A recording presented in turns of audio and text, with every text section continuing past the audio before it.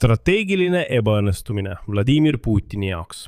Nii kirjeldavad Serbia meediaväljaanded täna Ukraina presidendi Volodymyr Zelenski ja Serbia presidendi Aleksandr Vučići kohtumise tulemusi. 8. augustil tegi Volodymyr Zelenski selle sõja ajal esimese Ukraina presidendi visiidi Serbiasse. Riiki, mida aastakümneid peeti Moskva lähimaks liitlaseks Balkani piirkonnas. Ja nüüd nimetas Šveitsi väljaanne NZZ seda poliitilise tabu rikkumiseks ja strateegiliseks ebaõnnestumiseks Vladimir Putini jaoks. Kuid samal päeval lükkas Vučić ise avalikult ümber, et kohtumisel Zelenskiga oleks üldse arutatud sõjalist koostööd Ukrainaga. See tähendab, et ta, kiirustas taganema. Seetõttu on siin oluline olla hinnangute andmisel väga ettevaatlik, sest Aleksandr Vučić võib asja pisendada. Ja kasutada Volodymyr Zelenski visiiti oma isiklikes huvides tõsise poliitilise kriisi taustal Serbias endas.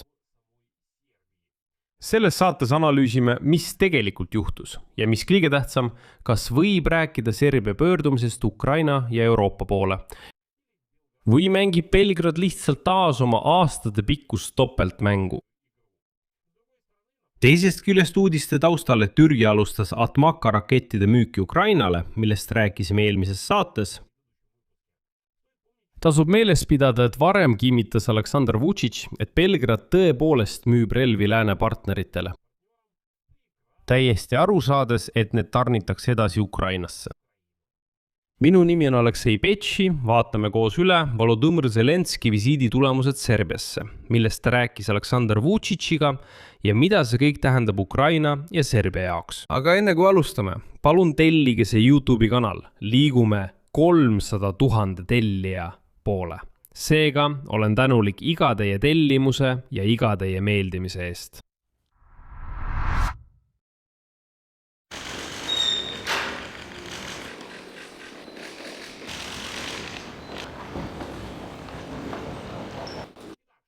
Et kohe selle saate tonaalsus paika panna, tahan teile tuua tsitaadi sellest, kuidas Šveitsi väljaanne NZZ täna kirjeldab Volodymyr Zelenski visiiti Belgradi.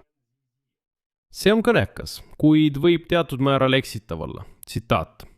Belgradi otsus vastu võtta Moskva suurim vastane on poliitilise tabu rikkumine. Kuigi Vučić kohtumisest teatades andis selgelt mõista, et Serbia jätkab oma poliitikat Venemaa suhtes ega liitu veel sanktsioonidega. Rõhutas ta samuti koostööpotentsiaali. Tsitaadi lõpp. Tuletab meelde, et Serbia on Venemaa täiemahulise sissetungi algusest Ukrainasse püüdnud laveerida Moskva ja lääne vahel. Belgrad tunnustab Ukraina territoriaalse terviklikkust, kuid pole siiski liitunud Euroopa Liidu sanktsioonidega Venemaa vastu.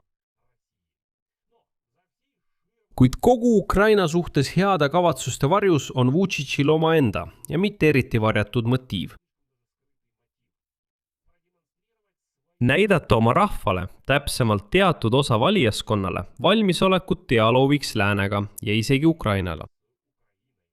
Vučić peab kiiresti näitama, et ta on justkui ühel lainel Euroopa Liiduga, kuid samas ei ole ta muutunud otseselt pro-ukrainlikuks. Asi on selles, et Serbia on alates 2012. aastast ametlik Euroopa Liidu liikme kandidaat. Samal ajal kui Ukraina sai selle staatus alles 10 aastat hiljem, kuid on reformide tempos Serbiast mööda läinud. Belgradi läbirääkimised EL-iga ühinemise üle on aastaid ummikus olnud. Brüssel kritiseerib Serbiat õigusriigi probleemide tõttu, edasi mineku puudumise tõttu Kosovo küsimuses ja soovimatuse tõttu liituda sanktsioonidega Venemaa vastu. Seetõttu võib kohtumine Zelenskiga olla läänele signaaliks, et Serbia on valmis tihedamaks koostööks. Olulist rolli mängib ka Ukraina seisukoht Kosovo suhtes. Asi on selles, et Kiiev ei tunnusta ametlikult endise Serbia provintsi iseseisvust ja Vučić ei varja, et hindab Ukraina sellist seisukohta positiivselt. See on üsna haruldane juhtum, kus kahe riigi huvid siiski otseselt kattuvad. Lääne meedia märgib, et võimalike teemade hulgas, mida Zelenski ja Vučić kohtumisel arutavad, on siiski ka varjatud koostöö kaitsevaldkonnas ja ühine droonide tootmine. Saksa väljaande Frankfurt Allgemeine andmetel Serbia, Ukraina ja Araabia Ühendemiraadid võivad luua kolmekülgse koostöömudeli droonitehnoloogiate arendamise valdkonnas. Ja see võib tõesti saada läbimurdeks. Samuti kavatsevad pooled lõpule viia vabakaubanduslepingu ja koostöö energia valdkonnas. Ja siin on Šveitsi väljaande NZZ lõplik hinnang Zelenski visiidi kohta Serbiasse. See kõlab karmilt. Tippkohtumine Belgradis on Putini jaoks strateegiline läbikukkumine. Zelenski istub praegu läbirääkimiste laua taga Moskva tähtsama liitlasega Balkanil. Kiievile on see sümboolne võit. Ukrainal õnnestub sekkuda Venemaa mõjusfääri.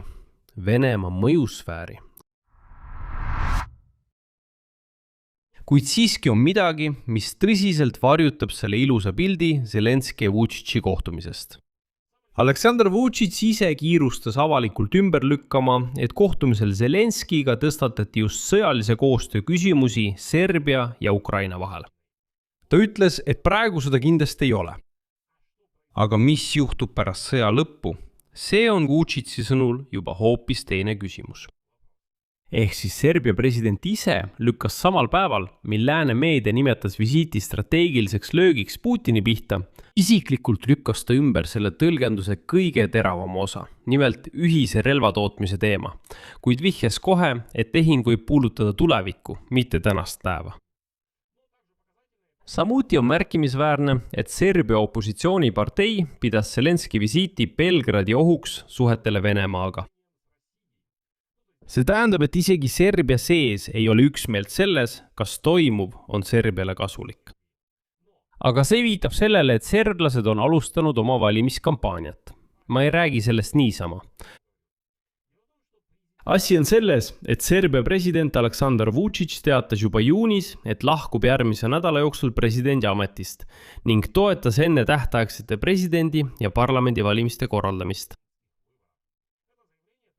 See avaldus kõlas siis juba üle 1,5 aasta kestnud üleriigiliste üliõpilasprotestide taustal. Aga asi on selles, et isegi kui Vučić ise ei lahku, lõpeb tema teine ja viimane presidendiaeg igal juhul juba 2027. aasta kevadel. Seetõttu pole välistatud, et Zelenski visiit võib Vučići partei kasutada valimiseelses propagandas, väites, et nende partei on valmis käima Brüsseli poliitikaga ühte jalga. Kuid see ei tähenda, et Vučić läheb kaugemale tavapärasest retoorikast, aga sellest räägime veidi hiljem. Räägime nüüd sellest, mida Vučić ütles otseselt sõja enda kohta. Ka see ei meenuta retoorikat, mis oleks täielikult Ukraina poolele. Pärast kohtumist Zelenskiga ütles Vučić, et ei näe võimalusi Venemaa sõja kiireks lõpetamiseks Ukraina vastu. Ta rõhutas, et Serbia ja rahvusvaheline kogukond püüdlevad rahu poole, kuid tema ise ei ole kindel konflikti peatse lõppemise suhtes. Ja ees võib olla veel üks raske talv, nii ukrainlastele kui ka teistele maailma riikidele. See on kooskõlas tema varasemate ja muide palju muret tekitavamate avaldustega, sest varem ütles Vučić, et 3. maailmasõja ärahoidmine saab olema keeruline. Ja see võib-olla on juba tegelikult alanud, ülemaailmse võitluse tõttu ressursside pärast. Ta rõhutas, et Venemaa vaevalt suudab võita sõda Ukraina vastu, kuid ka kaotada seda ta samuti ei saa, sest riik, millel on tuumarelv, on võimatu sõjaliselt võita. Vučić hoiatas samuti taktikalise tuumarelva kasutamise ohu eest regionaalsetes konfliktides. Ja märkis, et paljud riigid lihtsalt venitavad aega, võidavad aega, valmistudes suuremateks kokkupõrgeteks. Ja pöörake tähelepanu just nende Vučići väljaütlemiste raamistikule. See ei ole ei pro-ukrainlik ega pro-russlik. See on selline avalikult neutraalne, fatalistlik. See on inimese keel, kes püüab mitte kellegi poolt olla. Aga 2 tooli peal istuda muutub tal järjest raskemaks. Aga oluline on ka meeles pidada, et Vučići sidemed Putiniga pole samuti kuhugi kadunud. Tuletan meelde, et selle aasta mais, vähem kui 3 kuud enne Zelenski visiiti, Vučić edastas Vladimir Putinile 9. mai võidupüha puhul õnnitluskirja. Venemaa suursaadiku kaudu rääkis ta sellest, et Vene sõdurit pole võimalik võita, tänas Punaarmeed ja nii edasi. Ja varem on ta avalikult öelnud, et sanktsioonide kehtestamine Venemaa vastu tähendab, tsiteerin, oma rahva hingereetmist. See on sõnastus. Sõnastus, mida on raske sobitada liidri kuvandiga, kes pöörab selja Putinile ja näoga Zelenski ja lääne poole. Samal ajal on oluline olla täpne ja mitte langeda teise äärmusesse, nagu oleks Serbia lihtsalt Moskva marionett. Serbia on tegelikult aastaid tootnud, müünud ja andnud relvi Ukrainale. Erinevad näiteks Ungarist. Ungari ei ole üldse relvade tarnija Kiievile. Kuid siiski, Serbia üritas mõnda aega jätta muljet, et ta polevat ei Moskva ega Brüsseli poolel, just sellepärast. Aga Serbia tegi seda üsna kavalalt. Ja märgin, et Venemaa avaldas Aleksandr Vučićile tugevat survet just nende relvatarnete pärast. Kuid ta oskas siiski osavalt vingerdada, tegi näo, et ei saa aru ja nii edasi. Belgradi ametlik seisukoht kõlab nii. Serbia ei tarnita relvi Ukraina relvajõududele otse ega teadlikult. Kuid Serbia sõjatööstuse toodang võib jõuda Ukrainasse teiste riikide kaudu. Ja seda ei ole ka Vučić ise varjanud. Skeem on väga lihtne. Nad toodavad laskemoona, müüvad selle mõnele Euroopa riigile. See Euroopa riik annab selle kõik Ukrainale edasi. Ehk siis Serbia idee on lihtsalt mitte midagi otse üle anda, kuid siiski jätkata nende mürskude müümist Ukrainale. Ja siin jõuamegi taas poliitikani. Aleksandr Vučići kahetise poliitika loogika on väga lihtne. Umbes pool Serbia elanikkonnast, see on peamiselt vanem põlvkond, tunneb Venemaa vastu sümpaatiat. Neid meeleolusid Vučić eirata ei saa, muidu ta lihtsalt ei püsi võimur. Sellest tulenebki see pidev tasakaalustamine. Need on need avalikud kirjad Putinile. Aga relvi Ukrainale saadetakse vaikselt kolmandate riikide kaudu, et ka Brüssel hindaks sellist sammu. Sest tuleb mõista, et Serbias pole kaugeltki kõik venemeelsed. Seal on ka Euroopa-meelseid ja isegi Ukraina-meelseid kodanikke. Seetõttu peab Vučić väga hoolikalt nende valijate leeride vahel tasakaalu hoidma.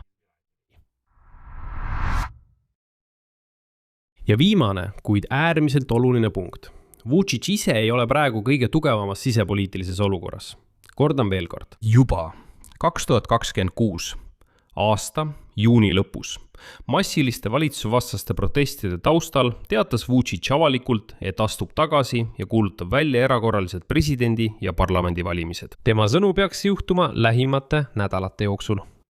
Protestide ametlikuks põhjuseks, tuletan meelde, oli varikatuse kokkuvarisemise juhtum. See juhtus raudteejaamas Novi Sadis ja nõudis 16 inimese elu. Pärast seda süüdistasid meeleavaldajad Aleksandr Vučići juhitud valitsevat Serbia progressiivset parteid süsteemses korruptsioonis ja ebaefektiivses juhtimises. Nad väitsid, et kogu jaam tol ajal, lühidalt öeldes, rekonstrueeriti. Aga see varikatus sissepääsu kohal otsustati ainult paberil korda teha.